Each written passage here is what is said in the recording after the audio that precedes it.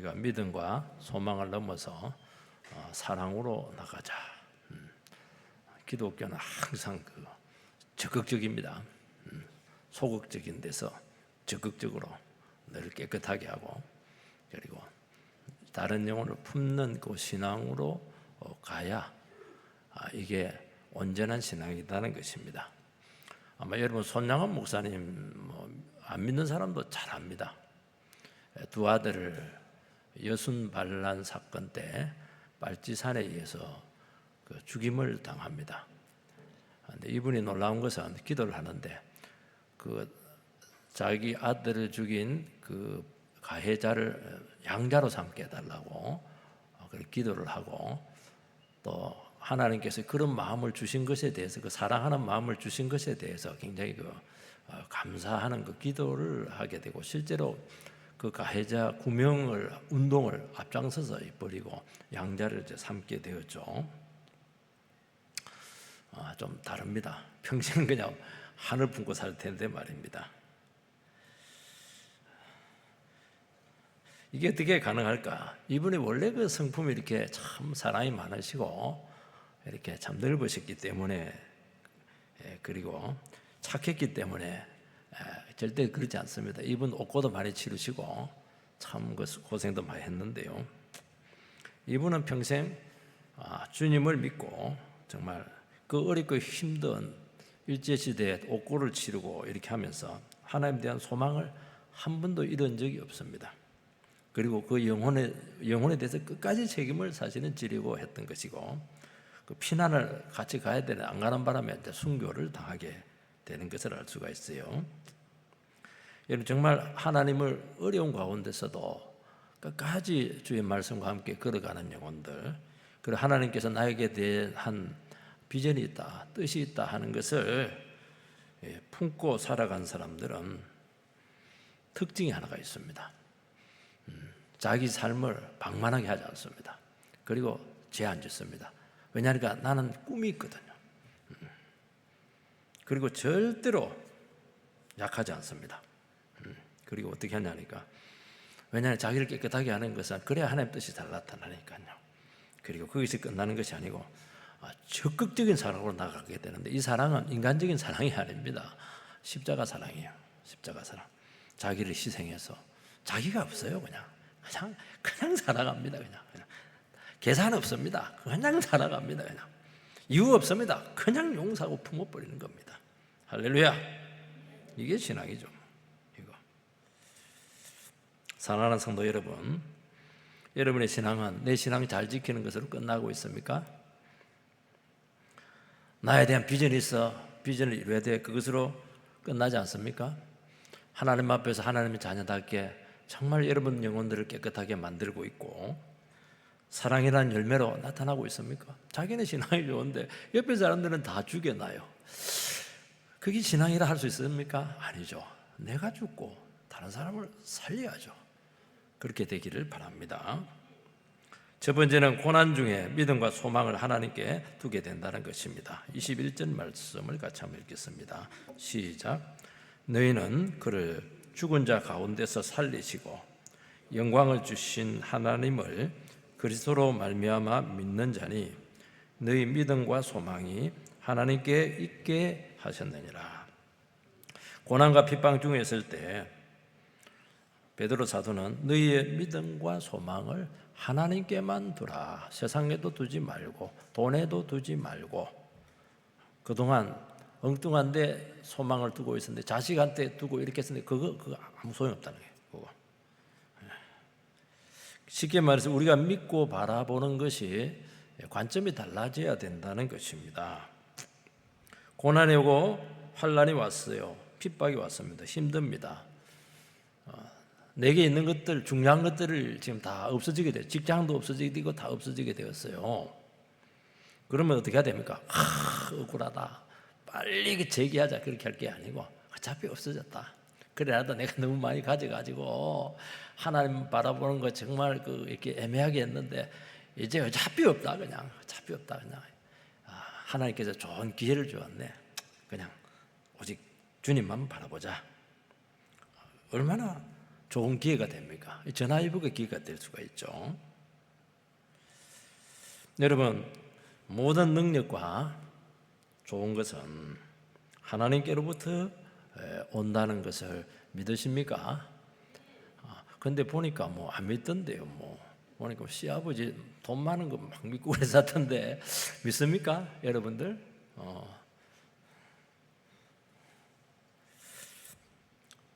하나님은 이 세상에 인간들이 가지지 못한 최고의 축복자가 되신 줄 믿습니다. 하나만 보시기 바랍니다. 하나님께서는 어렵고 힘든 처지에 있을 때, 인생의 환경 가운데 내일이 없는 그런 가운데 밤낮 부르짖는 백성들에게, 자기 백성들에게 좋은 것을 준다. 좋은 것이 누가복음에서는 성령입니다. 성령을 주신다는 거예요. 우리는 현찰을 주면 좋을 텐데 성령을 주신다는 것입니다. 하나님 정말 좋은 거 줍니다. 좋은 건 아니던데 자기 욕심이에요. 그거 주면 큰일 나요, 여러분들. 하나님 나에게 진짜 좋은 걸 줍니다.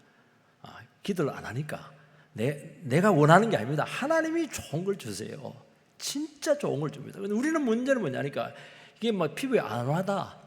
내가 좋은 게 좋은 거야. 아닙니다. 하나님이 좋은 게 좋은 거예요, 여러분들. 애들 그 원하는 대로 사주면 큰일 납니다, 그거. 좋은 걸 성령을 주신다니까요. 성령을. 성령은 최고의 치료제지 않겠습니까? 우리의 불행했던 과거와 우리가 안고 있는 병들고 상처 입은 자들을 전부 다 치료해내시는 것이고 회복시키는 것입니다. 여러분, 우리는 뭐가 필요합니까? 이 죄 많은 세상 가운데서 죄를 이기는 능력이 필요하지 않겠습니까? 마귀가 얼마나 우리를 지금 유혹하고 있고 시험하고 있습니까? 많이 가진 들 무슨 소용이 있어요? 한 방에 쏘가서 다 날려버리는데 그 마귀의 공격을 여러분들 어떻게 이겨내실 수가 있겠습니까? 그런 것들이 필요하지 않나요? 그 지혜가 필요하고 믿음이 필요하고 성령이 필요하잖아요.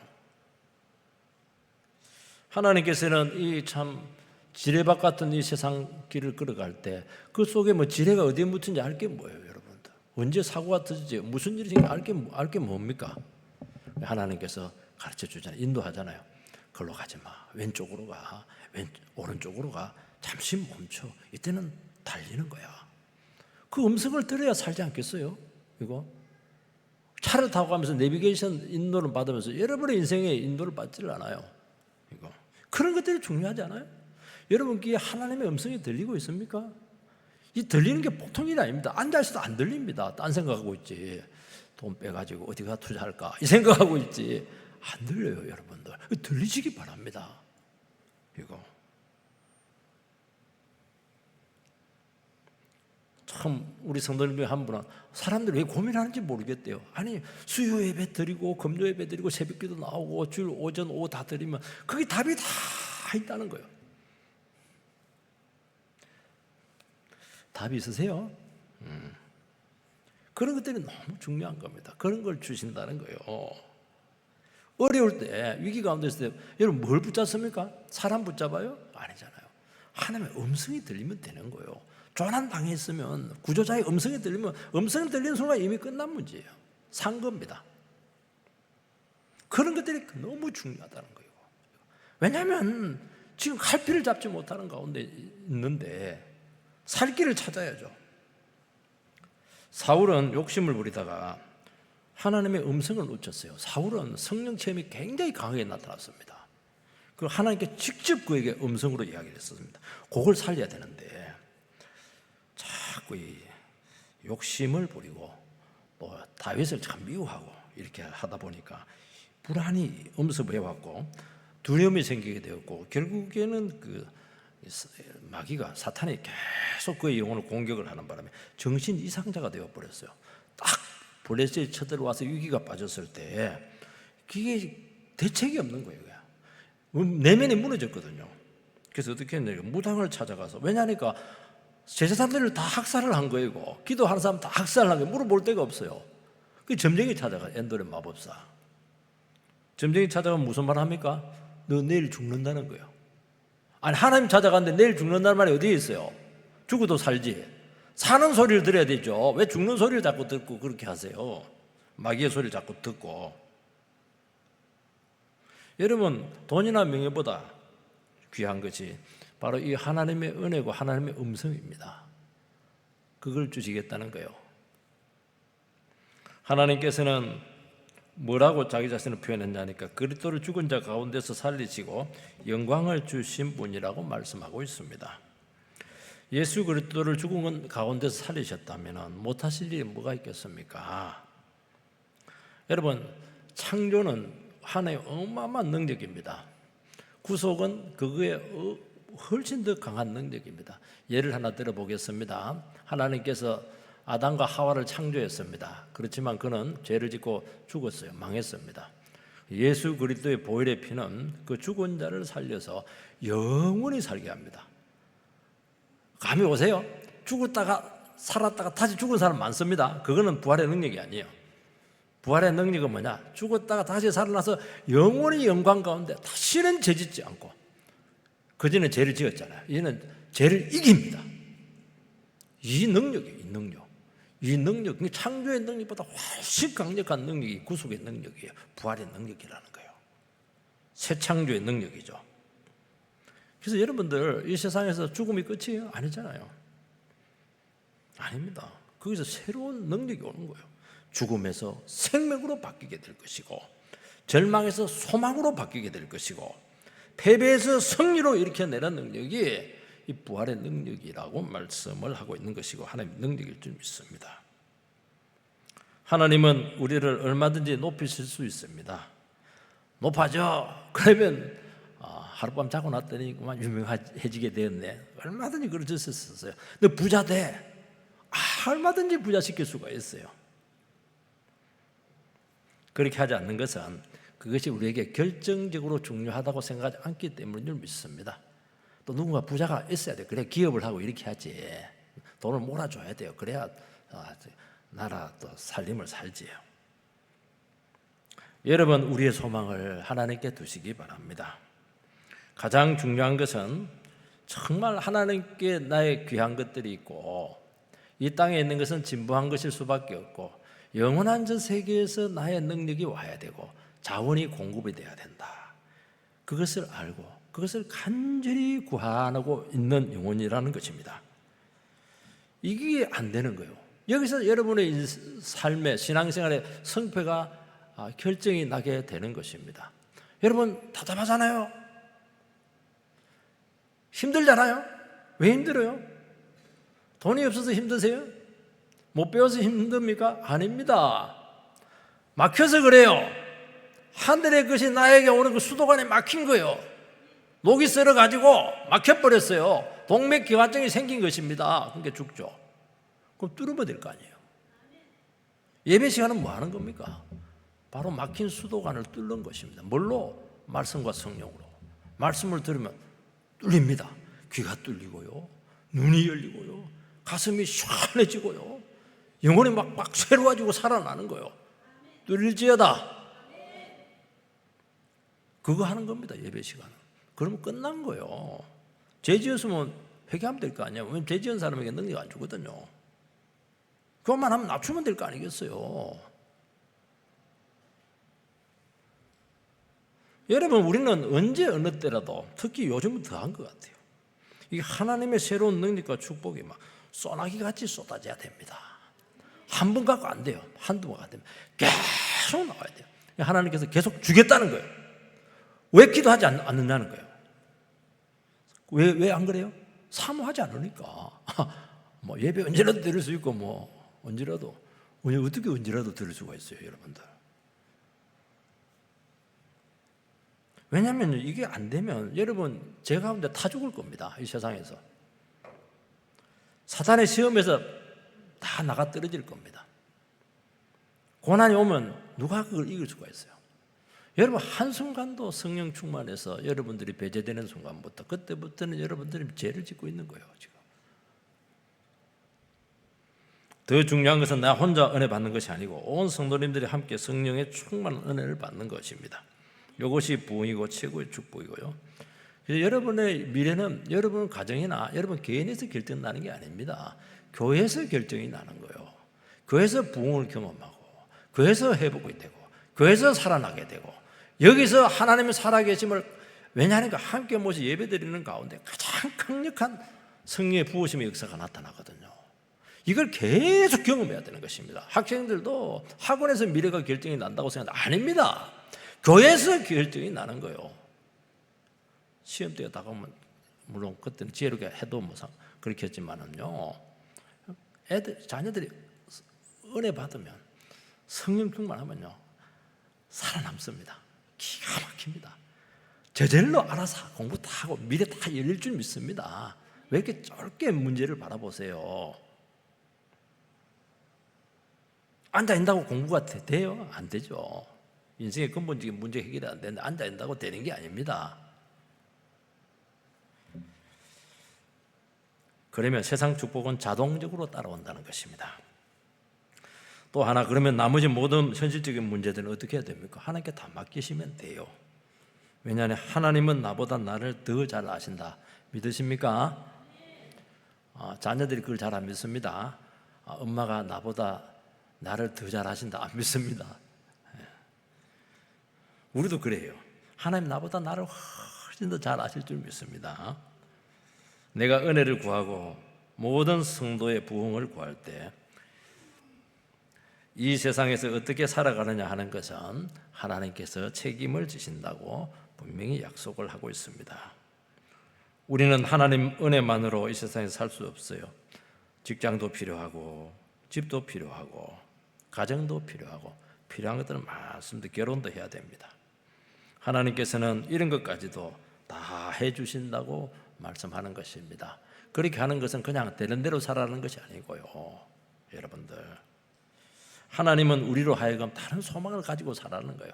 너희들은 너무 소중하고, 너희들은 세상 사람들은 먹고 살기 위해서 사는 존재들이 아니고, 그건 내가 바탕에 깔아줄 테니까 너희들은 더 사랑하고 더 말씀을 나타내고 주의 영광을 나타내고 사는 레벨이 다르는데 왜 자꾸 그 레벨을 낮추냐는 거예요. 하나님께서는 우리의 길을 예비한 신분이시는 것을 믿으시기 바랍니다. 저는 아무리 믿어도 하나님께서 복을 주시지 않은데요, 그러신 분들이 있습니다. 참 답답하죠. 나도 봐도 복을 안 주시는 것 같기도 한데, 그러면 믿음이 없네요. 아직도 내려놓지 못한 게 있습니까? 뭐 그런 거 말할 수도 없고요. 내려놓으시기 바라고요. 그래도 안 준다, 그렇게 하면은 하나님께 따지세요. 그러면 뭐라고 대답하냐니까, 야야, 니하고 그 사람하고 다르다. 네 복하고 그 사람 복하고 달라. 너에게는 어마어마한 것들이 기다리고 있다. 제일 좋은 것은 언제 옵니까? 여러분, 빨리 받는 게 이게 좋은 게 아니에요. 마지막에 제일 귀한 것을 하나님께 마지막에 다 꼬불쳐 놨다가, 꼬불쳐 놓는다는 말이 무슨 말씀인지 아세요? 제일 사랑하는 자식이, 야 이거 너 거야, 너 거야, 너 거. 제일 뒤에 받는 복도 최고의 복인 줄 믿으시기 바랍니다. 어마어마한 것이 기다리고 있는 거예요, 여러분들. 우리는 이 세상에서 바른 믿음만 가지고 있으면 세상에서 잘 되든지 못 되든지 그것은 내 소관 아니에요. 부하든지 가난하든지 그건 내 소관 아니에요. 우리는 자꾸 그걸 바꾸려고 그러는데요. 가난하면 부자가 되려고 그러고, 지위가 낮으면 높아지려고 하고, 여기에 인생을 다 투자합니다. 아닙니다. 부하든지 가난하든지 나는 일체의 비결을 배워놓으라. 우리의 삶의 구조를, 평수를 20평에서 30평, 그런 것들에 목숨을 걸거든요. 이 구조를 자꾸 바꾸려고 그래요. 아닙니다, 여러분. 주어진 처지 안에서 어떻게 해야 돼요? 믿음과 소망을 가지고 사는 것입니다. 그럼 하나님께서 필요하면 구조 바꿔줘요. 얼마든지 그럴 줄 믿습니다. 그렇지만 우리는 어떤 처지에서 일체 비결을 가지고 최고의 삶을 만들어내라는 거예요. 가난하면 가난한 데서도 최고의 삶을 만들어내고, 부자면 부자의 삶에서 최고의 사랑을 베풀고, 얼마나 좋아, 조건이 좋아요. 근데 우리 자꾸 구조를 바꾸래. 가진 자는 더 가지려고 그러고, 가난한 자들은 막 가진 자 욕하면서, 비난하면서 막 그냥 비교하고 말이지. 왜요? 우리의 복은 세상이 주는 복이 아니고 하나님이 주시는 것인 줄 믿습니다. 내가 아무리 가져도 그게 복이 안 돼요. 내 거 잔뜩 갖고 있으면 그거 하나님 줘도 못 받아요. 왜냐하니까 자기 걸, 그래서 내 걸 내려놔야 들어올 거 아니겠어요, 여러분? 나를 비워야 들어와죠. 비우시기 바랍니다. 믿음이죠. 그래서 여러분들 세상에 주는 것에 결코 흔들리게 되지 말게 되기를 바랍니다. 얼마나 비참해. 아유, 세상 것도 없지. 그냥 비교했었지. 정말 제일 초라한 그렇지 않습니다. 두 번째는 고난 중에 어떻게 살아야 될 것인가 하는 문제인데 12절 말씀입니다. 같이 한번 읽읍시다. 시작. 너희가 진리를 순종함으로 너희 영혼을 깨끗하게 하여 거짓이 없이 형제를 사랑하게 이르렀으니 마음으로 뜨겁게 서로 사랑하라. 고난과 핍박 중에 있을 때 여러분들을 두 가지 원리로 사셔야 될 줄 믿습니다. 첫 번째는 깨끗하게 살아가는 것이고 두 번째는 사랑의 삶을 실천하라고 말씀을 하고 있습니다. 첫 번째, 내 영혼을 깨끗하게 해야 된다는 것입니다. 어려움을 당하고 위기가 생기고 힘들면 신기합니다. 본성이 드러나요. 우리 지금 본색이 드러난다 이렇게 하는데요. 성질 드러나고요. 그냥 원망 나오고요. 화가 나오고요. 불평이 나오고요. 그냥 옛날에 돈 떼먹은 사람 막 갑자기 그냥 복수하고 싶고요. 낙심이 되고요. 또 두렵고요. 의심이 막 찾아오고 이렇게 하는 것입니다. 쉽게 말해서 우리의 본바닥이 드러나는 것입니다. 그동안 쏟고 있었습니다. 여기서 중요하다는 것입니다. 여기에 우리의 삶을 방치하게 되면 여러분의 삶은 반드시 망가지게 될 것이고 파괴적으로 나가실 수밖에 없어요. 여러분, 하나님의 말씀은 우리의 이런 모습을 너무 잘 비추어 주신다는 것입니다. 특히 어려울 때, 힘들 때 우리의 민낯을 그대로 잘 비춰주는 것이고 우리의 모습은 말씀의 거울을 통해서 보게 될 때 제대로 본다는 것입니다. 그러면 어떻게 해야 되는 것입니까? 우리의 그 모습을 어떻게 말씀으로 이걸 다스려내야 돼요. 그래서 우리의 마음을 바꿔내야 됩니다. 불순종을 순종으로 만들어내야 돼요. 그래서 너희 영혼을 깨끗하게 하여. 여러분, 하나님의 말씀은 거짓이 없고 정직하거든요. 여러분, 우리가 하나님 말씀에 불순종하는 이유는 딱 하나입니다. 내 마음이 그냥 내 본성적인 마음이 있을 때 절대로 순종이 안 돼요. 내 마음을 바꿔서 성령의 마음으로 바꾸셔야 되고 하나님의 마음으로 바꾸셔야 되는데 그 마음을 바꿀 수 있는 것은 하나님과 독대를 해야 돼요. 그분을 만나야 돼요. 뭘로? 말씀으로 만나는 거예요. 하나님 말씀 앞에 내 자신을 비춰야 돼요. 그래서 하나님의 말씀에 내 인격을 그대로 관통을 해야 됩니다. 하나님의 말씀이 나의 복잡하고 힘들고 어려운 그 현실을 뚫고 지나가게 해야 된다는 것입니다. 하나님의 말씀을 묵상하고 예배를 더 드리고 그 말씀을 끊임없이 적용하고 고민하고 그렇게 하면서 말씀이 내 본성을 반드시 다루어내야 될 줄 믿습니다. 이 작업이에요. 이게 너무 중요해요. 단순히 교통법규 몇 가지 지키고 그런 차원이 아니고요. 여러분의 그 속에 있는 그 본질적인 하나님을 거역하는 이 마음을 바꾸어서 하나님의 순종하는 마음으로 변화시켜야 되는 것인데 이거는 인간의 힘으로 안 되는 것이고 이건 기도와 말씀의 능력으로 가능한 거죠. 진리가 일을 해낸다는 거예요. 여러분, 삼국지 보면 안 됩니다. 삼국지 보면서 머리가 터지는 줄 알았어.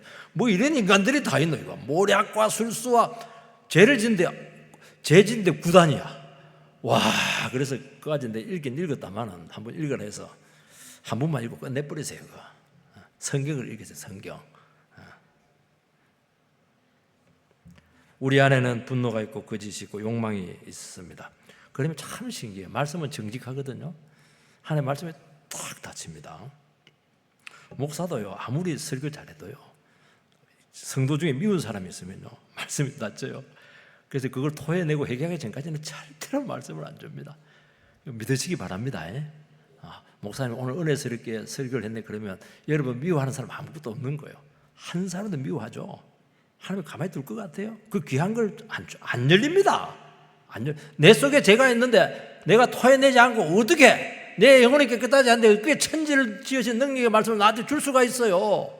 안 되는 거요. 그래서 하나님 앞에 날마다 그냥 주리를 트는 겁니다. 하나님 설교 준비 주석책 본다고 돼요? 안 되게 돼 있는 거예요, 여러분들. 내 마음이 깨끗해야 되죠. 내 마음이 깨끗해야 은혜도 오고 말씀도 오고 눈도 열리고 그렇게 해야죠.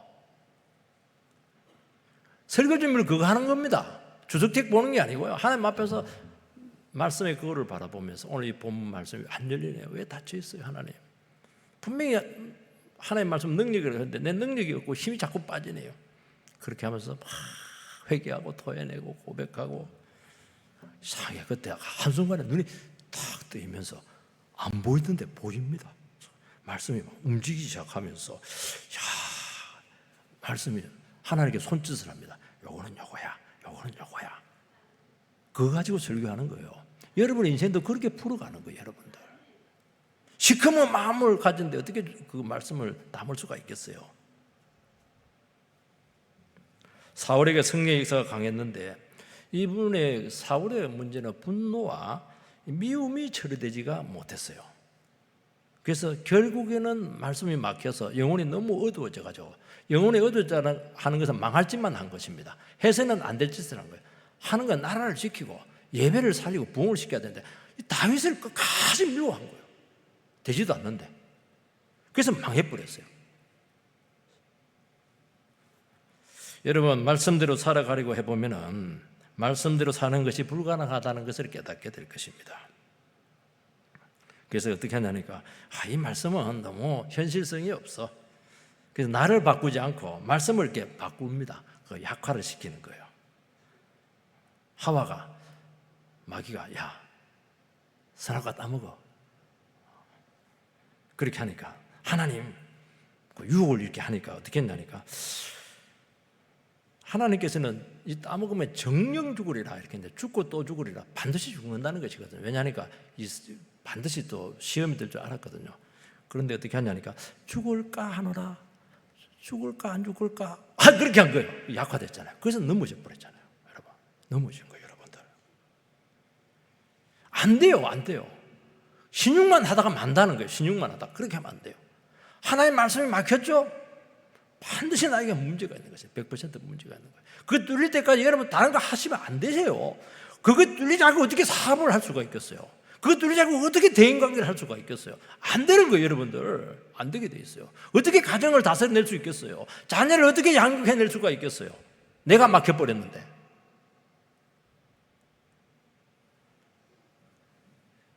핍박을 받을 때 악을 악으로 갚지 마라 말씀을 했죠.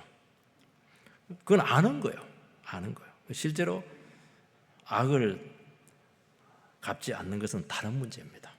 보면 미운데, 보면 막 축복은 그냥 해대고 싶은데요. 안 되게 돼 있어요. 손해의 희생에 대한 것은 하나님이 다 갚아주시니까 맡기라 그렇게 하는데 맡기는 것은 다른 차원의 문제라는 것입니다. 여러분 이 지점에서 진리가 우리의 영혼을 깨끗하게 한다는 것입니다. 그러니까 이게 참 중요하다는 거예요. 우리가 진리가 머릿속에 있으면 우리 인격을 충분히 다루지 못합니다. 그래서 어려움이 생길 때 말씀을 붙들고 순종할 수가 있게 주님께서는 하신다는 것입니다. 그런 말씀이 우리 성품 안으로부터 들어오기 시작하는데 저는 들어온다기보다 스며들기 시작하는데 뭔가 변화가 있어요. 뭔가 탁 닫혀있는데 뭔가 딱딱했는데 뭔가 부드러워지는 부분이 있는 거예요. 예배를 드리면서 마음이 탁 닫혀있고 몸이 굳어있는데 영혼이 굳어있는데 말씀을 들으면 뭔가 풀리는 거예요. 피로가 싹 없어지면서 회복이 되기 시작하는 것입니다. 그러면서 머리에 있던 말씀이 내 가슴으로 내려오는 것입니다. 고난은 진리가 실제 역사하는 현장입니다. 고난은 우리의 믿음을 시험합니다. 힘들지만 말씀대로 믿겠다. 억울하지만 하나님 방법대로 따르겠다. 손해보더라도 절대로 거짓말하지 않겠다. 하나님이 안 주시면 안 받겠다. 얼마나 좋아요. 연습하기 얼마나 좋아요, 여러분들. 미워하는 사람을 그 사람 막 감정이 다스리지 않겠지만 그래도 한번 기도하라 했으니까 원수에서 기도 한번 해보겠다 하면 되지 않겠어요? 그러면 신기한 일이 생깁니다. 진리가 다른 사람의 영혼을 다루어서 깨끗하게 만드는 것입니다. 말씀이 맹숭맹숭하죠? 여러분이 피부에 안 닿았죠? 그래도 말씀을 갖고 선포하세요. 주장하세요. 하나님의 말씀 믿습니다. 그러면 신기합니다. 하나도 변화가 안 일어난 것 같아요. 그런데 안 일어난 게 아닙니다. 신기합니다. 그래서 여러분들 성경 공부하기 싫고 말씀 보고 싫어 할 때도 그래도 한번 같이 한번 해보세요. 하기 전하고 하고 난 후가 완전히 달라져 있어요. 능력의 말씀인 줄 믿습니다. 그렇게 해서 여러분의 마음을 다뤄내지 못하면 여기서 다 인생이 문제가 생긴다는 것입니다. 여러분, 영혼이 깨끗해진다는 것은 죄를 덜 짓는 것만이 아니고 중심이 다루어지는 것입니다. 어떻게 해요? 내 중심에서 주님 중심으로 중심을 축을 바꾸는 것입니다. 이게 깨끗해지는 거예요. 내가 왜 이런 일을 당해야 돼? 내가 왜 손해를 보고 억울한 일을 당해야 돼? 근데 그건 내 중심이잖아요. 내 입장이니까. 내 입장이 중요한 게 아니고요. 물론 그렇게 할 수밖에 없어요. 그러면서도 어떻게 하니까 하나님께서 왜 이런 상황을 나에게 주었을까? 하나님께서 내 미워할 수 없는 그런 존재가 내 주위에 많을까? 그렇게 하면서 하나님께서 이렇게 상황 가운데 내 있게 한 것은 뭔가 뜻이 있을 거야. 이렇게 생각하는 거예요. 그럼 중심이 내 중심에서 주님 중심으로 바뀌게 되는 것입니다. 주님이 중심이 바뀐다는 말이 뭐냐니까 주님께서 그 상황을 나와 함께 풀어내 주시겠다는 거예요.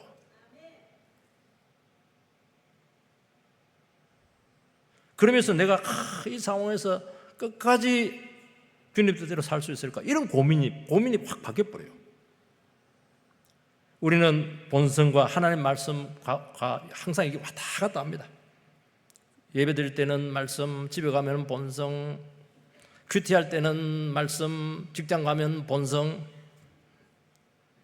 그러면서 어떻게 하냐, 왔다 갔다 하면서 자기 본 모습이 드러나요. 본성이 다 드러납니다.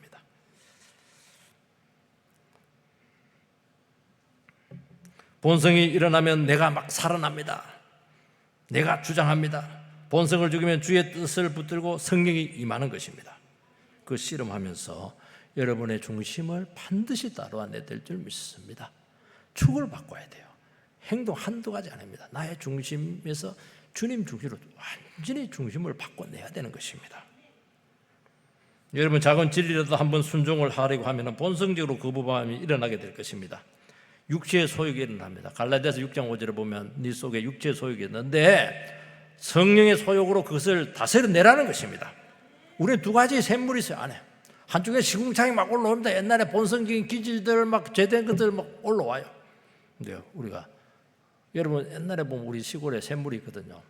참 샘물이 신기합니다. 아무리 흙탕물 만들어놔도 샘물이 살살 올라오면 그 구정물을 싹 밀어냅니다.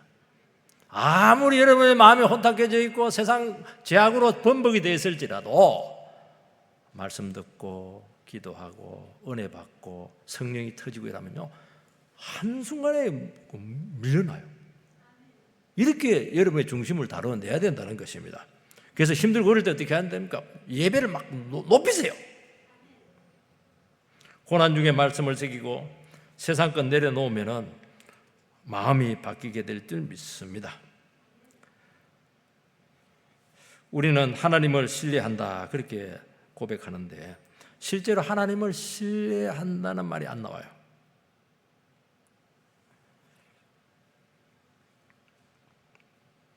그걸 이야기하는 것입니다. 하나님께 맡겨야 된다 이렇게 하는데 못 맡깁니다. 저는 하나님이 주시는 사람하고 결혼할게요. 그래 놓고는 근데 키는 또 직장은 반듯해야 되고 외모는 못 맡깁니다. 왜냐니까 내 원하는 사람 안 줄까 싶어가지고 맡기시기 바랍니다. 맡기시기 바랍니다. 그러면 누굴 줍니까? 최고로 좋은 사람 줍니다. 나에게 최고로 좋은 사람. 근데 지금은 욕심이 많아가지고 눈이 높아가지고 안 좋아. 그 사람이 좋은 사람이에요, 여러분들. 여러분 눈에 콩깍지 씌는 사람 좋은 게 아니고 하나님이 준 사람이 좋은 거예요. 아멘. 하나님이 기도해서 준 자식이 좋은 자식이에요, 여러분. 그 욕심이 잘못하면은 부담이 될 겁니다. 두 번째는 그 진정한 형제 사랑이 회복되어야 된다는 것입니다. 거짓이 없이 사랑을 하고 뜨겁게 사랑하라 그렇게 되어 있습니다. 거짓이 없다는 건 가면을 쓰지 말라는 거예요. 위선하지 말라는 거예요. 여러분 사랑은 얼마든지 사랑합니다 이래놓고는 속으로 미워하거든요. 자기가 유리할 때는 가까이 하고 그런 건 아닙니다. 도움이 안 되면 멀리하고 그게 아닙니다. 여러분 성도 간의 그 사랑은 신뢰의 문제입니다. 신뢰. 서로를 믿을 수 있어야 된다는 거예요. 나는 다른 영혼에게 믿을 수 있는 존재인가? 신뢰를 줄 수 있는가? 굉장히 중요한 문제죠. 저 사람 말한 것은 믿을 수가 있어. 저 사람 말한 것은 책임을 져. 이 신뢰를 주고 있습니까? 저 사람들 잘못 걸리면 잘못하면 괴로워지는데 굉장히 중요한 문제예요, 여러분들.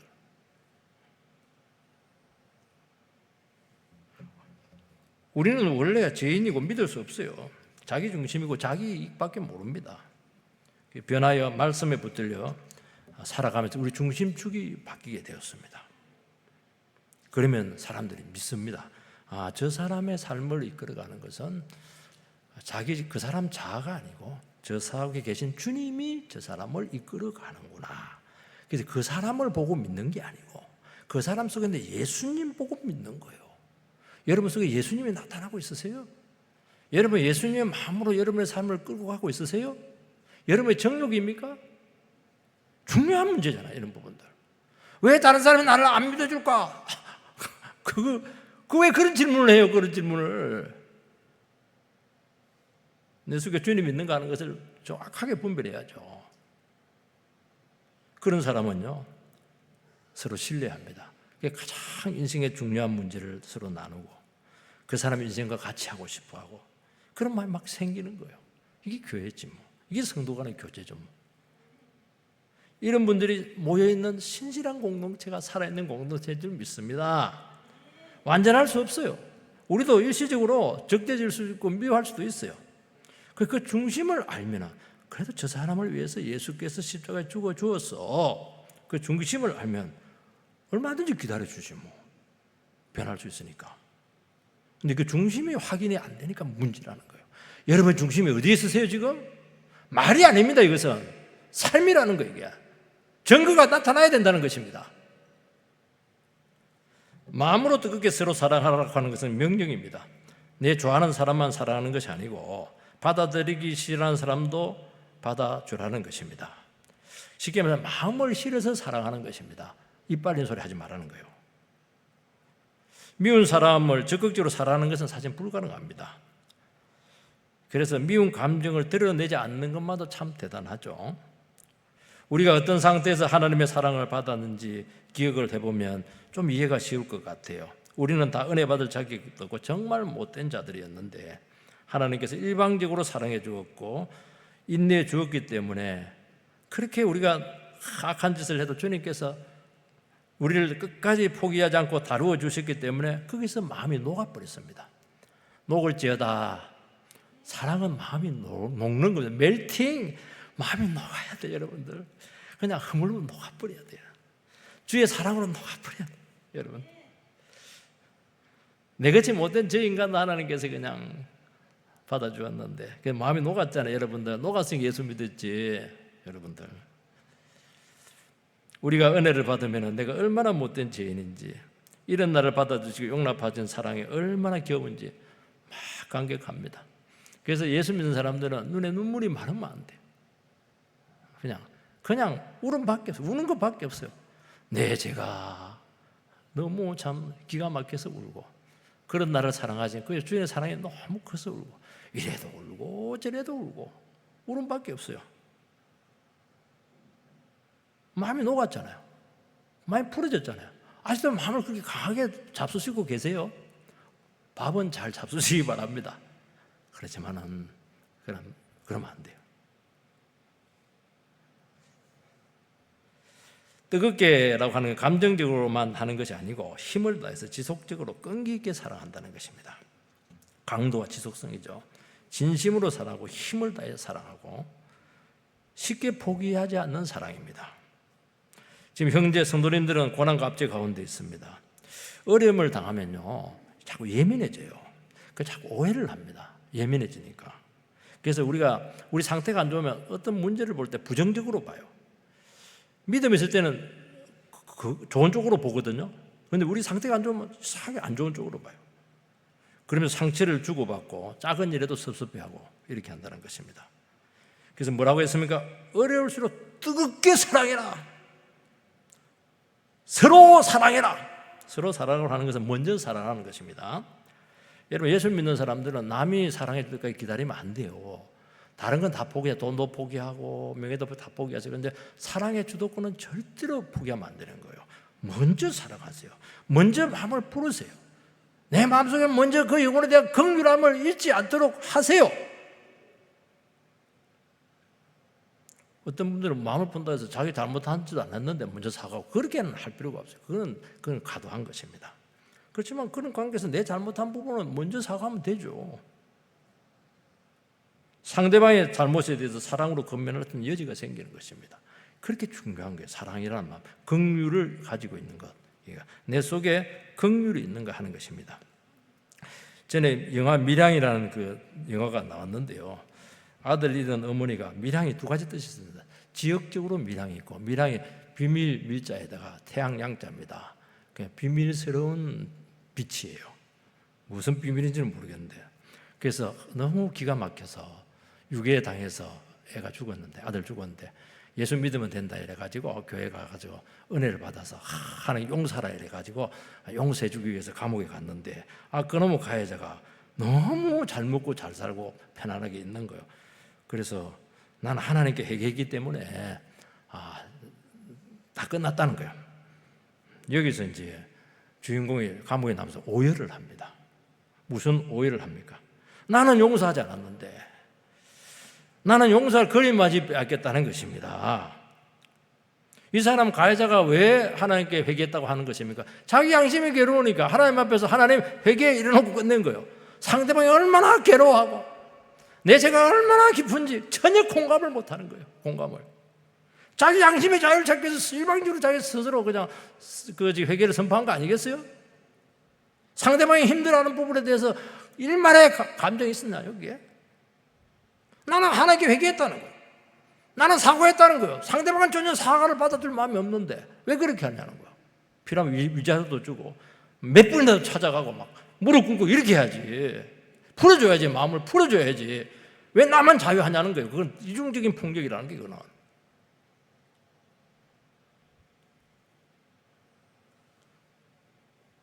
여러분, 하나님께 용서를 구한다는 것으로 끝나는 것이 아니고 내가 상처 입은 사람 앞에서 죄를 인정하고 책임을 받아들이는 것이 포함되는 거예요. 그래서 다른 사람 억울하게 하지 마세요. 풀어주세요. 돈으로 풀든지 말로 풀든지 무릎을 꿇든지 풀어주세요. 반응이 어떨지 두렵잖아요. 우리가 그죠? 어떻게 나올지. 사랑은 두려움을 없앱니다. 긍휼하면 가능해요. 겉으로만 하지 말고 진실로 하시기 바라고, 한두 번 끝내지 말고 뜨겁게 지속적으로 하시기 바랍니다. 열릴 것입니다. 사람이 변하고 하나 되는 것은 내가 잘났고 그리고 잘못을 지적한다고 해서 되지 않아요. 내가 부인돼야 되는 것입니다. 손해보고 오해받아도 화가 나지 않아야 돼요. 그래야 영혼을 품을 수가 있어요. 그리고 그 하는 말수가 여러분 구속적인 사랑에 들어가야 되는 것입니다. 참 중요해요. 들어보면 알잖아요. 말을. 저 사람 정말 사랑해서 하는 말인지 이빨은 소홀인지 진정성이 들어와야 되지 않겠어요? 영혼을 살리는 말이 나와야 되는 거예요. 여러분들. 그러면 어떻게 해야 되면 자기를 죽여서 다른 영혼을 살리는 그 놀라운 사랑이 여러분 속에 심겨져야 되는 일은 돼야 가능하다는 것입니다. 그렇게 했는데도 불구하고 상대가 부정적인 반응을 나타내면 어떻게 해야 돼요? 저 영혼은 아직 사랑받을 준비가 안 되었구나. 또 듣기도 하는 거예요. 에이구 안 되네. 한두 번 해보다. 그래 하지 말라는 거예요. 아직도 이 사람이 안 풀어졌구나. 기도하자. 여러분, 직분이 높아질수록 고난이 되는 게 아닙니다. 직분이 높아졌다고 하는 것은 내가 얼마나 사랑할 수 있는 입지에 있는가 하는 것을 보여주는 것입니다. 왜냐하면 직분은 지배가 아니고 섬김이거든요. 그런데 직분이라는 이중적인 모습이 있어요. 이게 영향력이 생기게 돼 있습니다. 그래서 영향력이 커지면 내가 옳기 때문에 내 뜻대로 한다. 이런 그 생각이 생길 가능성이 많다. 이게 굉장히 위험하다는 거예요. 그 직분과 힘을 갖고 뭐 해야 되는 것입니까? 물론 권력 행사가 아니고 사랑으로 어떻게 섬길까? 얼마나 유리한 위치에 있어요. 여러분 하는 것보다 목사가요, 이 사랑을 베풀 게 훨씬 위력이 있습니다. 이걸 내 권력 행사로 내가 옳다는 걸 발휘하기 위해서 그 권위를 쓰면 다 죽어버려요. 안 되는 거예요, 여러분들. 여러분 직분과 연륜으로 누리는 것이 아니고 그거는 품어주는 것이고 수고를 드러내기보다는 내가 죽어서 공동체를 세우는 거예요. 이게 연륜이에요. 이게 직분이에요, 여러분들. 나와 생각이 다르고 나를 비판하고 내 의견에 반대하고 섭섭하게 한 사람에 대해서 잘 대하시기 바랍니다. 내 편이 아닐 수 있어요. 성격이 달라요. 말이 거칠어요. 반응이 느려요. 자기 주장이 강합니다. 왜 저럴까? 끊지 마시고 뜨겁게 사랑하시기 바랍니다. 왜냐하면 저 사람도 하나님이 사랑하는 영혼이거든요. 그래서 난 다 사랑해 그런 소리 하지 마시고 내 미워하는 사람 딱 골라가지고 그 사람을 사랑해내야 됩니다. 내 좋아하는 사람 그 백날에도 점수 없어요. 내 미워하는 그 사람을 사랑을 해가지고 구워 삶아버리세요. 상이 클 줄 믿어요. 그 사람은 다 사랑합니다. 한 번 더 기다려주고 한 번 더 이해하고 한 번 더 기대해주고 이게 묵인이 아닙니다. 그렇게 할 때 그 사람에게 다가갈 수 있는 여지가 생기고 공감하게 될 때 그들을 바르게 건면할 수 있는 기회가 생기는 거예요. 그게 성숙한 사랑인 줄 믿습니다. 그렇게 되기를 주의 이름으로 축원드립니다.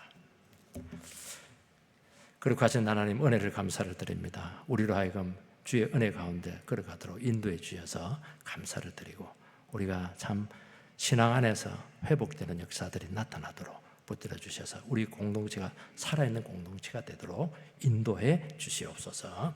예수님 이름으로 기도하옵나이다. 아멘. 220장 찬송합니다.